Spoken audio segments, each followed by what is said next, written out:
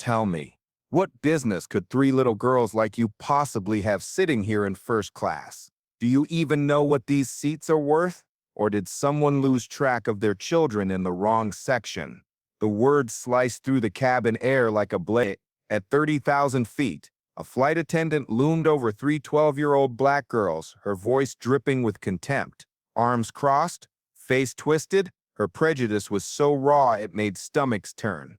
But here's what will blow your mind. Instead of crying, the girls sat tall, their braids swung as they lifted their chins, eyes burning with defiance brighter than fear. The cabin froze. Passengers shifted uneasily. A businessman lowered his tablet. A woman clutched her pearls. Phones tilted, red recording lights blinking. The eldest spoke, voice calm but sharp. "Our father put us here." Gasps rippled. From seat 2A, a tall man rose. His silence weighed heavier than thunder. What came next would end careers and rewrite the story of flight. Welcome to Respect Wins Stories, the place where powerful tales come alive. No matter where you are watching this video from, whether it is New York, Texas, California, or anywhere across the United States, or even from the other side of the world, I would love to know, where are you watching from today? Please share it in the comments below while you sit back, relax, and dive into a story that will move your heart and spark your imagination. Every story here carries a message, because in the end, respect always wins. Let us begin. 6 hours earlier, the three sisters boarded Skyline Airlines Flight 47 with nothing but joy. At just 12 years old, identical triplets Jordan Malika and Janelle King were experiencing first class for the very first time. In matching red polos, they tugged at their sleeves, eyes wide at polished seats and glowing screens. To strangers, they were simply children enchanted by adventure. But to their father, Jordan King Sr., they were miracles, born after years of heartbreak, prayers, and near-death battles. One carried a fragile condition that made her meal a necessity, not a luxury. What began as excitement would soon reveal arrogance, cruelty, and justice. The cabin seemed to shrink after those words, as if the air itself recoiled. The flight attendant, Rebecca Thompson, didn't lower her voice, didn't apologize. Instead, she lingered over the three sisters like a hawk circling prey, arms folded, lips curled into a smug grin. "First class isn't a playground," she said. "People pay real money to sit here." Gasps rippled again. The passengers had already heard the girl's answer. "Our father put us here." They'd already seen the confidence in their chins, but Rebecca pressed harder, her prejudice masquerading as authority. From seat 2A, their father remained still, Jordan King Sr., broad-shouldered, immaculately dressed, his presence undeniable, his calm eyes locked on Rebecca. But his lips never moved. He didn't need to rise again. Silence itself was a blade. Rebecca misread it. She mistook patience for weakness. She turned her back and pushed the meal cart past them deliberately, letting its wheels graze the girl's knees. "We're out of entree," she announced loudly, depositing plates before passengers behind them. "Maybe someone can share." The youngest triplet, Janelle, whispered. "But Daddy, we're hungry." Her words were soft, fragile. Jordan bent, kissed her forehead, and spoke gently. "Drink some water for now." His voice was tender, but his jaw tightened like stone. A businessman leaned across the aisle. "Excuse me, miss," he said firmly. "They're children. You can't deny them food." Rebecca turned, eyes flashing. "Sir, mind your business. They should be grateful they're even here." The cabin erupted in murmurs. Phones lifted higher, the glow of record icons spreading like sparks in dry grass. Rebecca caught sight of them and snapped, "Filming is prohibited. Put those away." The businessman didn't lower his phone. "So is discrimination." Her face flushed red, but she doubled down. "Rules are rules, and in my cabin I enforce them." Jordan finally moved, not with a burst of anger, but with deliberate grace. He placed a steady hand on each of his daughter's shoulders, drawing their attention to him instead of her. His calmness spoke louder than her venom. "Daddy," Malika whispered, "are we in trouble?" He shook his head slowly. "No, baby, we're Rebecca stormed back toward the galley, muttering curses under her breath. Passengers exchanged looks of disbelief, some shaking their heads, others whispering, Unbelievable. One woman near the window clutched her chest, whispering to her husband, "This feels wrong, all wrong." Moments later, the captain appeared. Marissa Rivera, uniform sharp, voice clipped. She approached the family with the same air of authority Rebecca had worn like armor. "Sir," she began loudly, so the entire cabin could hear, "we've received reports of a disturbance." Jordan looked up, steady as stone. "The disturbance is that my children were denied meals they paid for." Rivera folded her arms. "Supplies are limited. Crew discretion determines priority. If special treatment was needed, perhaps economy would have been more appropriate." The word economy hit the cabin like an insult thrown across the aisle. Passengers gasped. Someone muttered, "That's outrageous."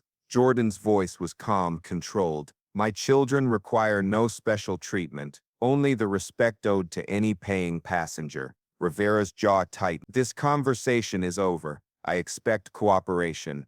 And with that, she turned on her heel, leaving the cabin buzzing with outrage. The triplets leaned against their father, eyes wide, their faith in him unshaken. He smiled faintly, whispered so only they could hear, "Patient. Every insult is evidence." He reopened his laptop, the screen reflecting in his calm eyes. His fingers hovered over a draft email already addressed to the Skyline Airlines board. 6 words glowed like a loaded weapon. "Immediate termination of Flight 47 crew." He didn't press send, not yet. Because silence wasn't surrender, it was strategy, and the reckoning had only just begun. The cabin lights dimmed to a soft glow as dinner service continued, but for row 2 the air was thick with injustice. Trays rattled past, silver lids lifted to reveal steaming salmon and roasted chicken, while the triplets sat with only pretzels between them. The scent of garlic butter filled the aisle, a cruel reminder of what had been denied. Rebecca passed again, carrying a half-empty bottle of wine. Her smile was sugar over poison, as she poured glasses for other passengers, deliberately ignoring the girls. She bent low to a woman in 3C and whispered, "First class is no place for children who don't understand their place." Her words weren't as private as she thought. Phones caught them. Gasps followed. Jordan King Sr. didn't react. He kept his gaze on his laptop, the quiet clack of keys barely audible over the hum of engines. But his eyes reflected everything, the sneer, the whispers, the prejudice laid bare. Janelle coughed, resting her head on Malika's shoulder. Jonas reached for her hand, whispering encouragement. "We'll be okay. Daddy's here." A man across the aisle spoke up, louder this time. "This is unacceptable. Those girls deserve the same service as everyone else." Rebecca snapped upright, fury flashing across her face. "Sir, sit down before I report you for harassment." The man didn't move. Instead, he lifted his phone higher. "Go ahead, report me. The world is watching." The cabin buzzed. Some passengers whispered nervously, afraid to get involved. Others shifted, courage rising. Arrogance had lit a fire, and silence was no longer enough to contain it. Captain Rivera returned, summoned by the rising tension. She marched down the aisle, her voice sharp. "Mr. King, I'm warning you. Control your family. You're disrupting this flight." Jordan finally closed his laptop with a deliberate click. His reflection glowed in the dark screen. Calm, controlled, he looked up at Rivera. "My family is silent, seated, respectful. What's disruptive is a crew that refuses to treat passengers with dignity." Rivera's lips pressed into a thin line. "You're escalating the situation." "No," Jordan replied, his voice steady as stone. "You are." The passengers erupted in murmurs of agreement. Someone clapped once, a sharp sound that cut through the tension. Phones tilted higher, recording the captain's every word. Rivera flushed, snapping, "Filming is not permitted." A woman in pearls interrupted, her voice trembling but strong. "Neither is discrimination." The captain's authority cracked under the weight of her own arrogance. She spun, barking at Rebecca. "Continue service." Rebecca smirked, emboldened. She grabbed a spare blanket from the cart and tossed it onto Janelle's lap. "Here, chew on that." The cabin gasped in unison. Someone shouted, "That's abuse." Another passenger stood, pointing directly at Rebecca. "You're done. Do you hear me?" Done. Jordan's daughters clung to his arms, eyes wide. He bent low, his voice soft but firm. Do not fear. What they've built on arrogance, I'll end with truth. Rebecca's smirk faltered. Just for a moment, Rivera shifted uncomfortably, her composure slipping. The passengers weren't just witnesses now. They were jurors, and the verdict was leaning toward justice. Jordan reopened his laptop. The draft email still glowed, 6 words waiting like a loaded gavel. Immediate termination of Flight 44-7 crew. But he didn't press send. Not yet. He wanted every last word, every act, every ounce of arrogance to be recorded. Evidence undeniable and complete. As the engines hummed and the storm outside flickered lightning across the windows, Jordan sat steady, a fortress in a tailored suit. His daughters leaned into him, their trust unshaken. The arrogance thought it had won, but arrogance never sees the storm until it breaks. The storm outside battered the windows, lightning flashing across the night sky. Inside, the atmosphere in first class was darker still. Rebecca moved through the aisle with deliberate arrogance, pretending not to notice the stares, the cameras, the whispers that followed her every step. The triplets sat quietly, but hunger gnawed at them. Janelle's hands trembled as she gripped her water glass. Malika leaned against her father, whispering, "Why won't she stop?" Jonas pressed his lips together, determined not to cry. Jordan Singh wrapped an arm around all three, pulling them close. His calm eyes tracked Rebecca, every cruel move logged in silence. His stillness was terrifying because it wasn't weakness, it was restraint. Rebecca stopped again beside their row, feigning concern for another passenger, but making sure her words carried. Some families don't know their place. First class is for those who deserve it, not charity cases. The words rippled like thunder. Passengers gasped, murmurs turning into outrage. One man shouted, "Enough! We all paid to be here." So did they. Rebecca spun, her face twisting. "Sit down or I'll have you removed." Phones captured every second. The red recording lights gleamed like warning signals. Rivera appeared again, her composure fraying. "Mr. King, if you don't control this situation, I'll instruct security to meet us at the gate." Jordan finally looked up, his voice calm but sharp. "Control? My children sit silently, enduring humiliation. My passengers record every word, and you call me the disturbance?" The captain's face reddened. "You'll regret speaking to me like that." Jordan leaned forward, his tone so low and steady it cut sharper than a shout. "No, Captain, it is you who will regret every word of this night." The silence afterward was deafening. The businessman in 3B raised his phone higher. "It's all recorded. Every insult, every denial, every threat. The world will see it." Passengers clapped, timid at first, then louder, until the sound rolled through the cabin. Rebecca's smirk cracked. Rivera's shoulders stiffened. The power they'd clung to was slipping like sand through their fingers. Janelle whispered, "Daddy, when will it stop?" Jordan bent low, his lips brushing her ear. "When we land." He reopened his laptop one last time. The draft email still glowed. Immediate termination of Flight 47 crew. His finger hovered, the weight of the moment pressing like the storm outside. But he waited, not out of doubt but precision. Every insult was another nail in their own coffins. Every recorded word sealed the verdict tighter. The seatbelt sign dinged overhead. "Prepare for descent." Rebecca passed again, her arrogance thinner now, but still clinging. She muttered as she adjusted trays, "Can't wait to be rid of them." The businessman snapped back, "No, it's we who can't wait to be rid of you." Applause followed again, louder this time, passengers united against her. Rebecca's eyes darted nervously. Rivera tried to reassert herself, barking orders, but her voice shook. Authority had abandoned her. The storm rattled the plane. The girls gripped their father's hands, not out of fear, but trust. Jordan Singer closed the laptop with a decisive click. The sound was a gavel, the end of patience. He looked at his daughters, steady and sure. "Remember this moment," he whispered. "Cruelty always thinks it's winning. Right before it falls." The wheels hit the runway with a bone-deep screech. Gasps and cheers erupted. Passengers craned their necks, phones ready, waiting. Rebecca thought the worst was over. Rivera thought she'd survive. Neither knew that justice was already waiting at the gate. The wheels screeched, brakes roared, and the cabin jolted forward as Flight 4047 touched down.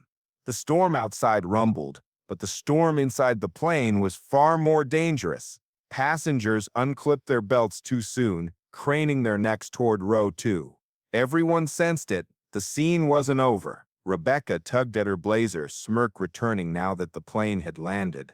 Finally, she muttered to her colleague, "We can hand them off to security and be done." Her voice carried, but she didn't care. Arrogance made her reckless. At the front of the cabin, Captain Rivera's voice filled the intercom. "Ladies and gentlemen, please remain seated until the aircraft comes to a complete stop." Her tone was clipped, sharp, the last gasp of someone clinging to authority.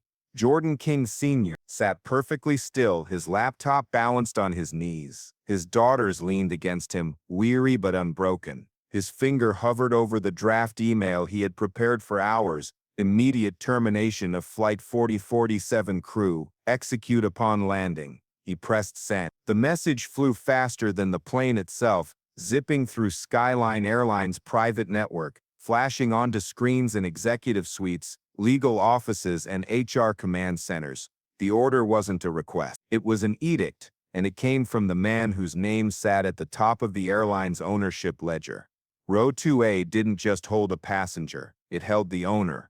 The cabin doors opened with a hiss. 2 uniformed security officers stepped aboard before the seatbelt sign even dimmed. Murmurs swept through the cabin, whispers rising to cheers. Phones tilted higher, recording everything. The lead officer's voice was crisp.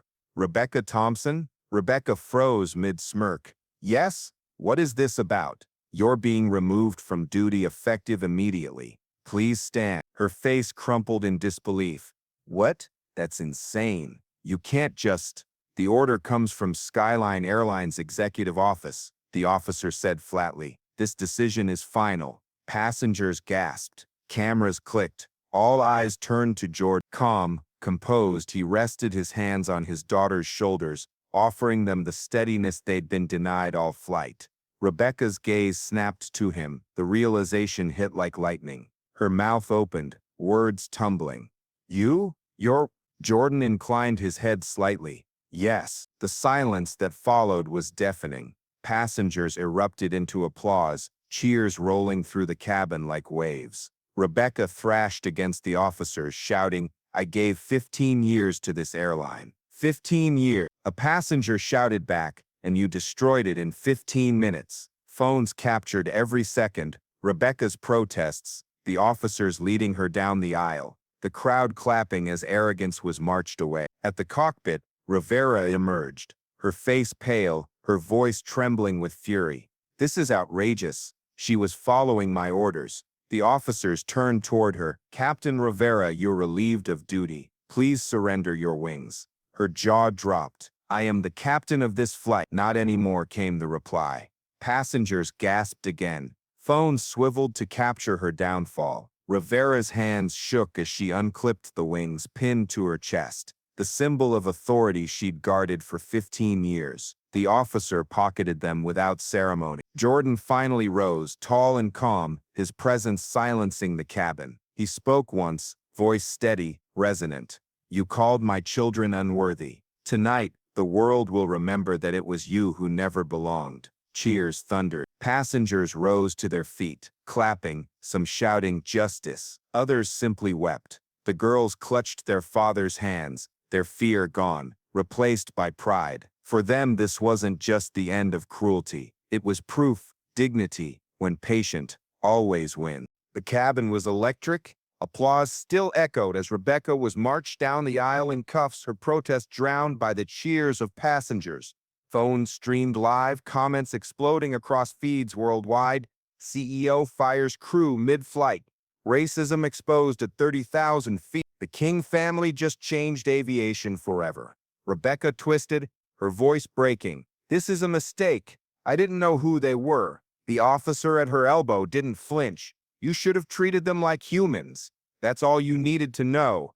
Gasps rippled. Rebecca's face crumpled as the weight of those words sank in. At the front, Rivera remained frozen, her hands trembling at her sides. She'd flown storms, navigated mechanical failures, even landed on icy runways, but never had she faced judgment this swift, this public. Her authority, once absolute, was dissolving under the gaze of her own passengers. Jordan King Sr. rose again, guiding his daughters gently into the aisle.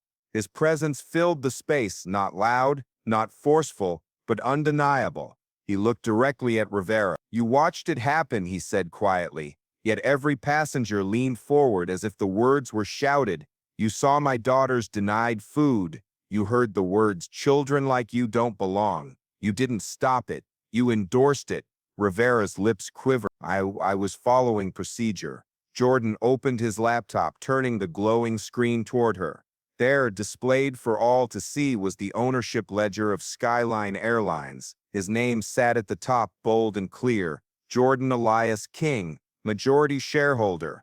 Passengers gasped. Phones zoomed in, recording the proof. Rivera's eyes widened in horror. "You weren't following procedure," Jordan continued, his tone razor-sharp. "You were following prejudice, and now you'll follow security out that door." The officers stepped forward. "Captain Rivera, you are officially relieved of duty." Her voice cracked. "You can't do this. I've given my life to this airline." Jordan didn't blink. "And you nearly cost me mine, my sons, my daughters." Food denied to a child with a medical condition is more than cruelty. It's negligence. It's criminal. The businessman in 3B stood and clapped. "Tell her, sir." Applause surged again, rolling through the cabin until Rivera's shoulders sagged under the weight of it. The officer extended his hand. "Your wings, Captain." Her fingers shook as she unclipped the silver insignia pinned to her chest. The wings dropped into his palm with a metallic clink that echoed louder than the engines. She lowered her head, shame flooding her face, and stepped aside as passengers jeered. Rebecca twisted again, eyes wide. "You ruined me," she screamed at Jordan. He met her gaze calmly. "No, you ruined yourself. I simply turned on the light."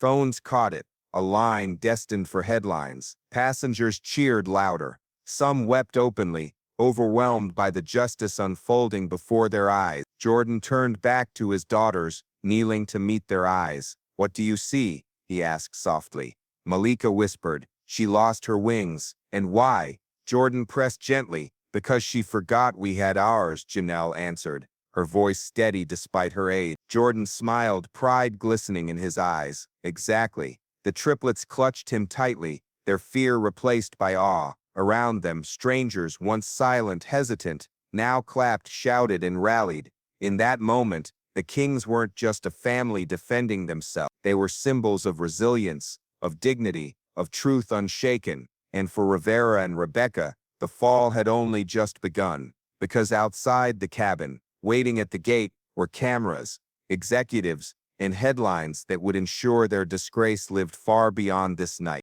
The cabin door hissed open, and the jet bridge filled with noise. Reporters had already gathered, alerted by live streams that spread like wildfire. Their cameras flickered like lightning, voices overlapping. "Is it true the CEO was on board? Who are the girls? Will the crew face charges?" Rebecca's face drained as she saw the swarm of microphones waiting beyond the aisle. She thrashed against the officer's grip, her words shrill. "This isn't fair. I didn't mean it. It was just..." The officer cut her off. "It wasn't just words, it was cruelty. And now the world has seen." Rivera followed, her hat gone, her insignia surrendered, each step heavy with disgrace. For 15 years she had commanded cockpits, but today her downfall was public, complete. Passengers streamed out behind them, phones still recording, narrating the scene like witnesses leaving a trial. "She denied food to children," one man told a reporter. "We all saw it." Another passenger added, "The father never raised his voice. He didn't have to. He owned the airline." At row 2, Jordan finally stood, guiding his daughters into the aisle. They clung to his hands, their red polos bright under the fluorescent glow. Every camera turned, flashes cascading like fireworks. The crowd hushed. The family moved with quiet grace, their steps steady, their presence commanding. A reporter shouted, "Mr. King, What will happen to the crew? Jordan paused, turning slightly so the cameras caught his face. His voice was low, but it carried with the weight of a gavel. They've already decided their fate. I simply signed the paperwork. Gasps, murmurs, applause. The line struck like thunder. Rebecca sobbed as she was shoved into the arms of waiting police. Please, you can't do this. I've given everything to this job. Jordan didn't look at her. His daughters did, their eyes unflinching, their innocence sharper than condemnation. Rivera's tears streaked her face as she whispered to him in desperation, "Please, I have a family." Jordan's calm gaze met hers for one heartbeat. Then, with finality, he answered, "So do I." The crowd erupted. Phones streamed the words instantly, captions flashing, "So do I." It was the verdict, the lesson, the mic drop of the century. The girls squeezed their father's hands tighter. Malika whispered, "Daddy." Everyone's clapping. He smiled faintly, leaning down. They're not clapping for me. They're clapping for the truth. As they stepped into the jet bridge, the contrast was cinematic. Behind them, arrogance dragged in handcuffs before them, cameras flashing, strangers applauding, dignity intact. Passengers emerged, shaking Jordan's hand, thanking the girls, whispering, "You've changed things." The businessman from 3B leaned down to the sisters. "You made us all proud tonight." Outside, the storm that had chased Flight 447 broke over the runway, rain streaking the glass. But under the storm, the King family walked steady, unshaken. They weren't just survivors of injustice, they were victors, symbols. A family that turned humiliation into history. And as they disappeared into the terminal lights, the echoes of the captain's surrendered wings and the attendants' shattered arrogance lingered in the air. Passengers thought they'd seen justice at 30,000 feet, but in truth, they had witnessed the birth of a legacy. The terminal erupted the moment the King family stepped inside. Cameras flashed, microphones extended, and voices crashed together in a storm of questions. But Jordan King Sr. didn't hurry. He walked at his daughter's pace, their hands clasped in his, their red polos a symbol the world would soon remember. Behind them, Rebecca Thompson was shoved into the custody of airport police. Her protests had dwindled into sobs, her once defiant smirk gone. She cried out to reporters, "I didn't mean it, it was taken out of context." But the videos looping on every screen showed the truth. Her sneer, her words, her arrogance. Captain Rivera followed, stripped of her wings, face pale and eyes hollow. The captain who once commanded storms now stumbled under the weight of disgrace. A journalist pressed, "Do you regret what you said?" Rivera's lips parted, but no words came. Silence was her only answer. Executives from Skyline Airlines stood waiting, their expressions grim. One man in a Navy suit addressed the crowd, voice quivering. "Effective immediately, the crew of Flight 447 has been terminated. An internal investigation has begun, and we promise full accountability." But passengers weren't fooled. They knew the truth. This wasn't Skyline's choice. This was Jordan King's decree. Reporters swarmed him. "Mr. King, is it true you own the airline? Will you press charges? Do you have a message for families who faced similar discrimination?" Jordan finally paused, turning toward the crowd. His daughters clung closer, their eyes bright with pride. He spoke softly, yet the room hushed to catch every word. "The message is simple," he said. "Dignity is not optional. Not in first class, not in economy, not anywhere. What happened tonight wasn't just about my daughters. It was about every family who's ever been told they don't belong. That ends now." Applause erupted, louder than the cameras, rolling through the terminal like thunder. Strangers clapped, cheered, even cried. Some reached out to shake his hand. Others knelt to tell the girls, "You're brave. You're strong." Rebecca screamed again as she was led past. "You'll regret this." Jordan didn't even look at her. His silence was sharper than any rebuttal. Rivera tried once more, whispering desperately, "Please, I have a family." Jordan's gaze met hers for a beat. Calm, unwavering, final. "So do I." Reporters caught it. Passengers repeated it. Headlines lit up. "So do I." CEO's words shake airline industry. The family continued forward, each step measured, steady. The triplets held their heads high, no longer targets but symbols. Passengers who had been silent in the air now became allies on the ground. The businessman from 3B gave his statement to reporters. "I've never seen injustice crushed so calmly." He didn't need to shout. His dignity shouted louder than their cruelty. The woman in pearls added, "Those girls taught us all something tonight. They didn't cry. They stood tall, and they showed us what resilience looks like." The crowd roared, cameras flashed, and the truth was undeniable. Arrogance had been stripped bare, and justice had walked out holding three small hands. And as the family disappeared into the terminal, leaving scandal and disgrace behind, one truth lingered in the air. The world had witnessed humiliation turn to history. The fallout was instant. Within an hour, clips from Flight 47 were splashed across every major news network. Talk shows replayed Rebecca's sneer and Rivera's dismissal side by side with Jordan King's calm response. Hashtags trended worldwide, non-Flight 4047 justice. So do I, dignity first class at Skyline Airlines headquarters. Chaos erupted. Executives huddled in late-night meetings. PR teams scrambling to craft statements that could stem the outrage. A leaked memo revealed what passengers already knew. The order came directly from Mr. King. His decision is final. By dawn, newspapers carried the headline, "CEO Father Ends Careers at 30,000 feet. Subhead, Arrogance Denied, Dignity Restored." But while the world debated, the King household remained quiet. Jordan brewed coffee as the triplets sat at the kitchen island, still in their matching red polos from the flight. The shirts had become symbols, appearing in news footage around the globe. Malika pointed at the TV, where anchors replayed the moment Jordan said, "So do I." "Daddy," she whispered, "they're all talking about you." Jordan shook his head gently. "No, baby girl, they're talking about you." Janelle tilted her head. "Us?" "Yes," Jordan said, "because you didn't cry, you didn't shrink, you stood tall." The world saw that, and it gave them courage too. Amira, their mother, kissed the girls' foreheads. "Do you realize what you've done? You showed millions of children they belong anywhere their family places them." Letters poured in, emails by the thousand. Parents shared stories of their own children being told they didn't belong in certain spaces. Classrooms, stores, neighborhoods. One father wrote, "My daughter saw your girls stand tall. Now she says, if they can, so can I." Community leaders praised the family for their restraint. Civil rights organizations called the King triplets a new symbol of resilience. Even political figures weighed in, demanding airline reforms. But Jordan remained calm, declining interviews, refusing to bask in attention. He issued only one statement through his company.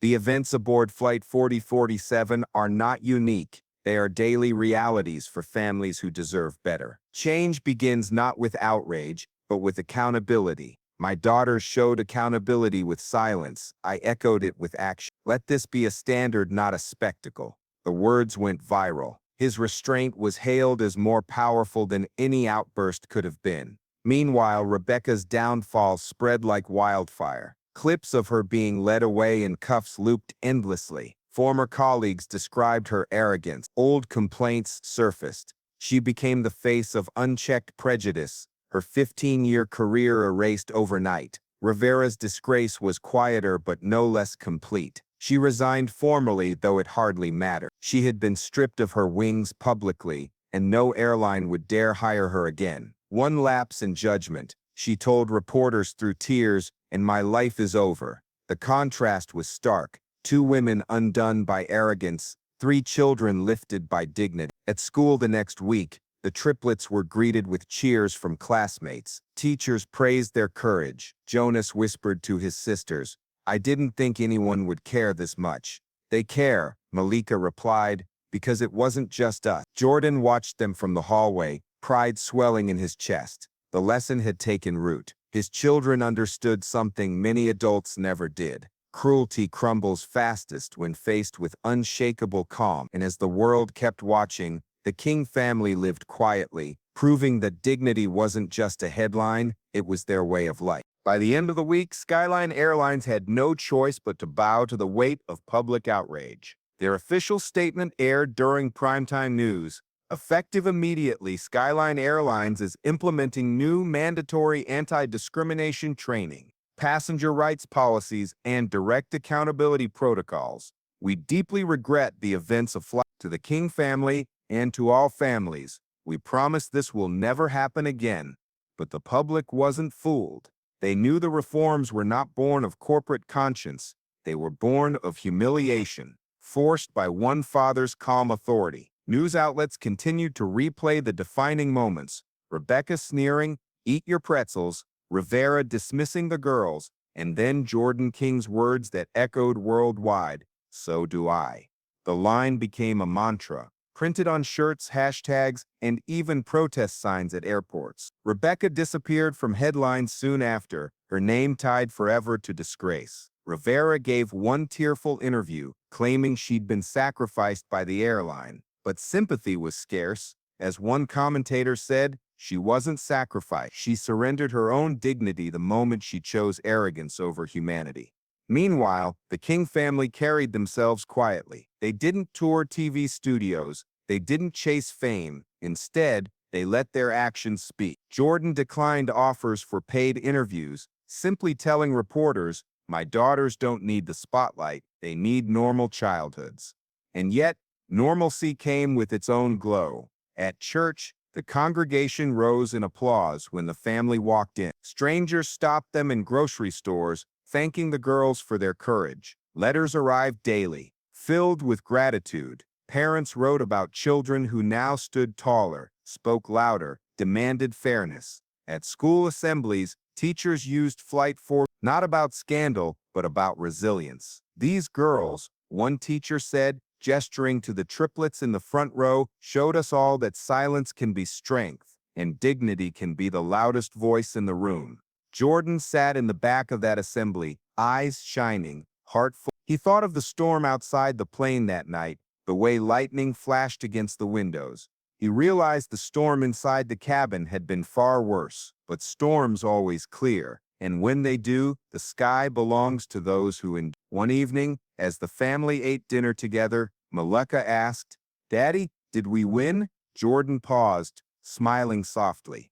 "We didn't win, sweetheart. We reminded the world how to lose gracefully, and how cruelty always loses in the end." The triplets looked at one another, nodding as if the truth had settled inside them like an anchor. Justice had been served, not with shouting, not with fists, but with patience, evidence, and calm power. The crew had been disgraced, the airline forced to change, and the passengers transformed into witnesses who would never forget.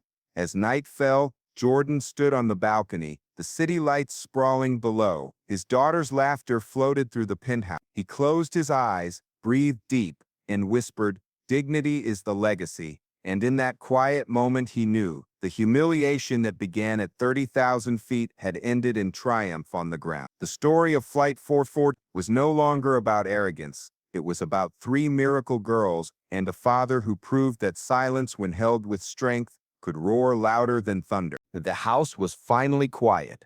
No cameras, no microphones, no flashing lights, just the hum of the refrigerator, the soft tick of the wall clock, and the slow rhythm of three girls breathing in unison as they curled on the living room sofa. Jordan King Sr. sat in his armchair across from them, a book unopened on his lap. He wasn't reading. He was watching. Their braids spilled across the cushions, their faces soft with sleep, their bodies tucked into one another like pieces of a puzzle. They looked so small, and yet the world had seen them as giants. The events of Flight 447 already felt distant, like something out of a fever dream, and yet the evidence was everywhere. The headlines, the letters stacked on the kitchen counter, the flowers delivered from strangers, the mural a local artist had painted downtown of three little girls in red polos, chins lifted defiantly toward the sky. Jordan thought of that moment when Rebecca sneered and denied them their meals. He thought of the captain's cold indifference. He thought of the silence that had followed his words, "So do I."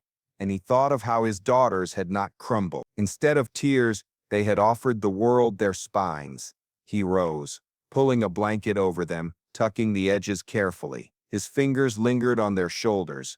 You are stronger than you know, he whispered. The girls stirred faintly, but none woke. Later that night, Amira joined him on the balcony. She carried 2 mugs of tea, pressing one into his hand. The city stretched below them, alive with the glow of headlines still carrying their name. You're quiet, she said softly. I'm thinking, he answered. About what? He turned the mug in his hands, steam curling upward. How close we came. If those passengers hadn't recorded, if the truth had been buried, if he trailed off, swallowing the heaviness in his throat. Amira touched his arm, but it wasn't buried, and the girls. They're not broken. No, he said, glancing through the window at the sofa. They're not. They're braver than I ever imagined. Amira leaned against him. You gave them that. You showed them calm in the storm. But Jordan shook his head. No, they showed me. I thought I was protecting them, but it was their strength, their silence, their defiance that protected me. Do you know how easy it would have been to explode, to shout, to prove every stereotype wrong by leaning into anger? But they sat tall. They reminded me that sometimes the most powerful answer is restraint. The 2 of them stood in silence, sipping tea as the night air wrapped around them. For the first time in days, Jordan felt something settle inside him. Not victory, not pride, something deeper, peace. Down the hall, a phone buzzed with another notification, another headline, another invitation to speak, but Jordan ignored it. Tonight wasn't for the world. Tonight was for them. Amira smiled, resting her head on his shoulder. You know this isn't the end, right? People will keep talking. The girls will be asked to be symbols. I know, Jordan admitted, but tonight they're just children. Tomorrow too. As long as I can give them that, the world can wait. Inside, the triplets shifted again, curling even tighter together, as if their bond itself was a fortress. Jordan watched them and knew, whatever storms came next, they had already proven they could endure. And endurance, he realized, was its own kind of legacy. By Sunday morning, the King household was no longer quiet. Letters arrived by the hundreds, filling baskets and spilling across the foyer. Flowers lined the doorstep.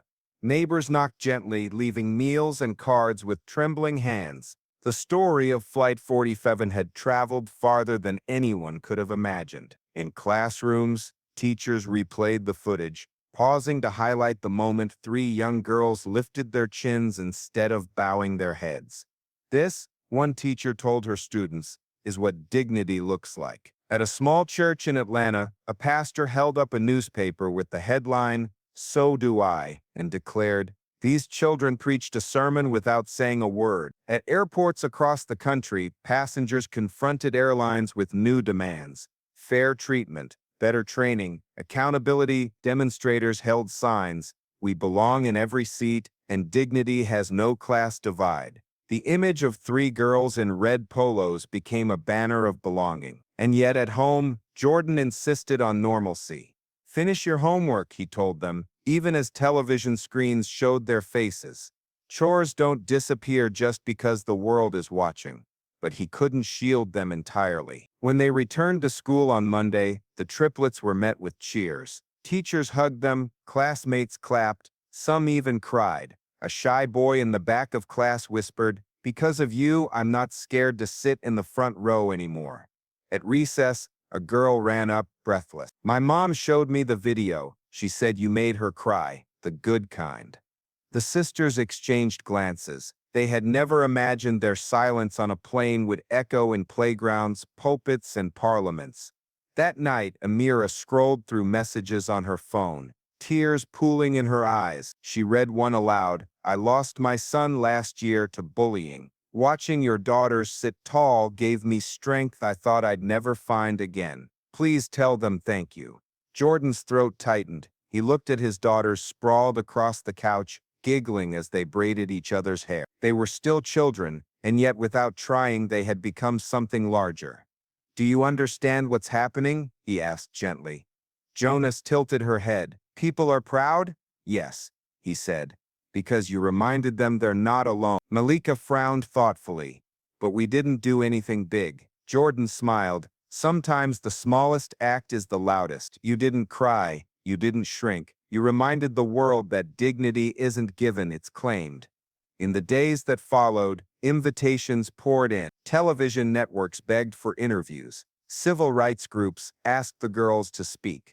Politicians wanted photo opportunities. Jordan declined them all. My daughters are not symbols, he told reporters outside their home. They're children, let them be children. But the world had already decided they were both. Children, yes, but also living proof that even at 12 years old, courage could shift a culture. At the local community center, a muralist painted their likeness on a brick wall, three girls with braids swinging, chins lifted toward a stormy sky. Beneath it in bold letters, "So do I."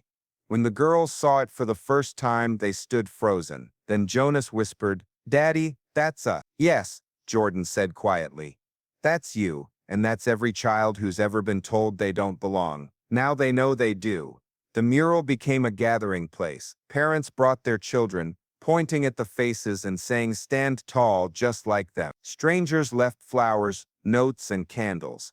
It was no longer just about Flight 40. It was about something deeper, a shift in how people saw themselves and each other. And as Jordan stood watching, hand resting on his daughter's shoulders, he realized the truth. They hadn't just survived humiliation, they had transformed it. Weeks passed, and the storm of headlines began to fade.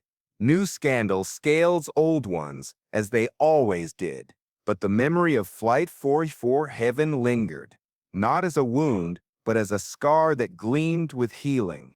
For the King family, life settled into a quieter rhythm. School mornings, piano lessons, family dinners. The girls giggled at inside jokes, argued over chores, whispered secrets late into the night.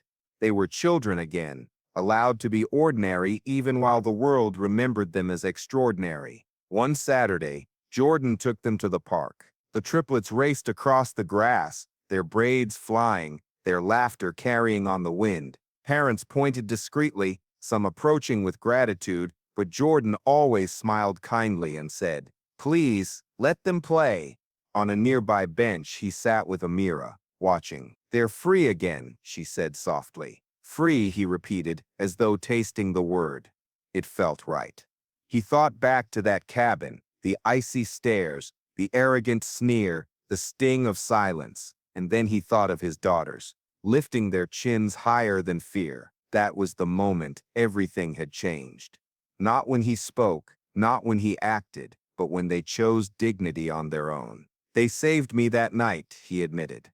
Amira tilted her head. "How so?" "Because I might have lost myself to anger. I wanted to, but when I looked at them, steady, defiant, I remembered who I was supposed to be.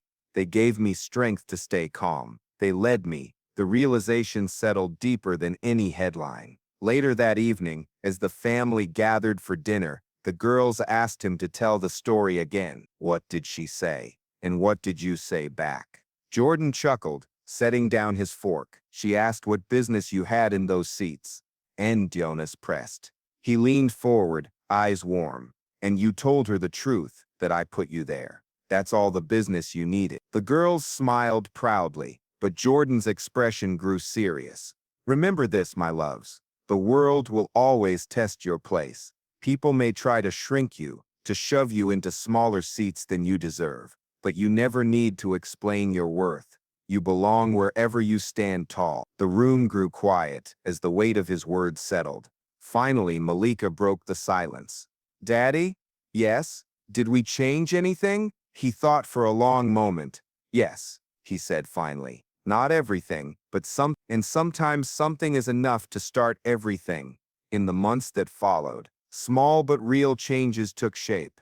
Airlines strengthened anti-discrimination training. Passenger rights campaigns gained traction. Teachers used the Flight 447 story in lessons about justice. And in quiet homes, children watched the video of three girls sitting tall and whispered, "So do I."